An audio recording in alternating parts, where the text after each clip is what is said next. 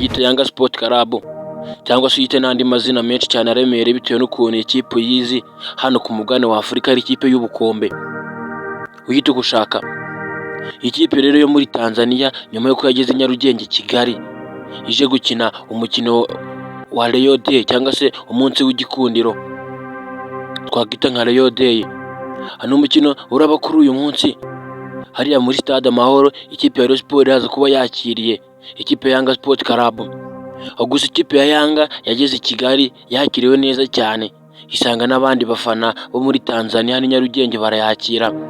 Nibwo ku munsi w'ejo baba bari gukora imyitozo uwitwa Haruna Niyonzima, hano umukinnyi uremereye cyane wakina ikipe ya AS Kigali yagiye gusura ikipe ya Yanga Sport Club hariya ku kibuga cy'imyitozo cya stade Amahoro.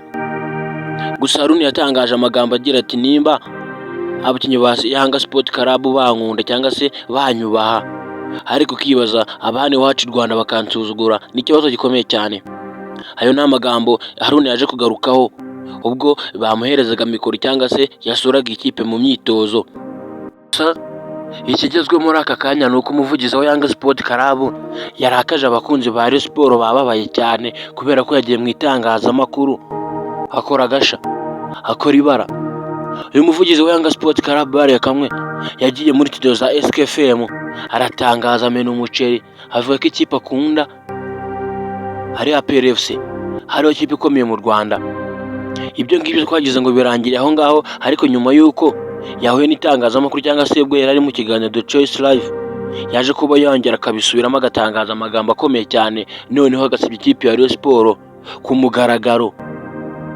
Bamwe bagize ati wenda kuba ari muri studio yabyibesheho, ntabwo yakagombye kuba yasebye ikipe bagiye gukina ku munsi nk'uyu nguyu.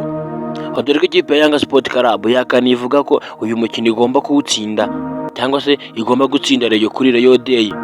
Mbibutsa ko ikipe ya Rayon Sport kuva yatangira umunsi w'igikundiro ntabwo iratsinda umukino n'umwe, dore ko bahora bayitsinda. Ese kuri iyi nshuro ikipe ya Rayon Sport ishobora kwijeja cyangwa ishobora kwikamata igatsinda Rayon Day ku nshuro yabo ya mbere? Baba bakoze amateka, baba bakoze ibara, cyangwa se baba bakoze agashya ku gutsinda ikipe nka ya Yanga kuri Rayon Day. Ambibutsa ko twiruka cyane cyangwa se tugaruka kuri uyu muvugizi wa Yanga Sport Club yaje kuba yakora amabara ku iyi nshuro. Noneho yatangaje avuga ngo ngiye mu Rwanda nikundira ikipe ya APR FC, ati none icyongeye ikipe ya Rayon Sport yambara neza gusa, ikizi hano kwambara neza. Nawe niba ugira ngo ndakubesha nyirakira kuri The Choice vuba kuri channel yabo, uraza kuba wasanga ikiganiro yakamwe yagiranye na Choice Live, urumva amagambo yaje kuba yitangariza. Nawe urabyiyumvira, ngiye ntago ndimo kuza hano mbesha cyangwa se mparabika ikipe ya Rayon Sport. Ni ikipe y'Imana, ikipe ifite abafana benshi cyane, ikipe dukunda turi benshi, ariko ikintu cyatubabaje cyangwa se ikintu cyababaje abakunzi ba Rayon Sport n'ubuyobozi muri rusange no gufuka umuvugizi wa Yanga yafashe ikipe ya Rayon Sport akayifeka cyane, aho bagasingiza mu kiba wayo APR FC.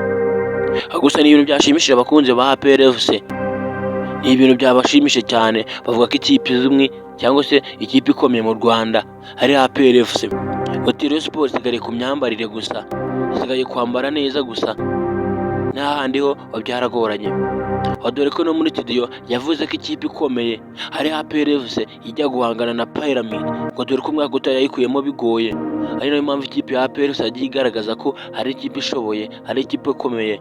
Ari nayo mpamvu uyu mwaka bafite icyiza cyo gukoramo Pyramid. Rayon Sport ku uyu munsi iraza gutsinda uyu mukino bafitanye n'ikipe ya Yanga Sport Club, cyangwa birakomeza bibuko nguko amateka akomeza yisubire. Ikipe ya Rayon Sport imyaka igenda yihirika itarakina umukino n'umwe cyangwa se itaratsinda umukino n'umwe kuri Rayon Day ku munsi w'igikundiro. Abakunzi ba Sport nizere ko muri kumanuka muri stade mugiye kwirebera iyi match.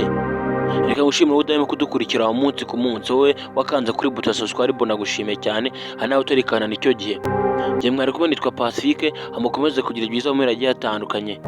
Imana ibarinde. Reka tuzasubire ku munsi w'ejo n'amakuru azabagezweho. Ciao ciao.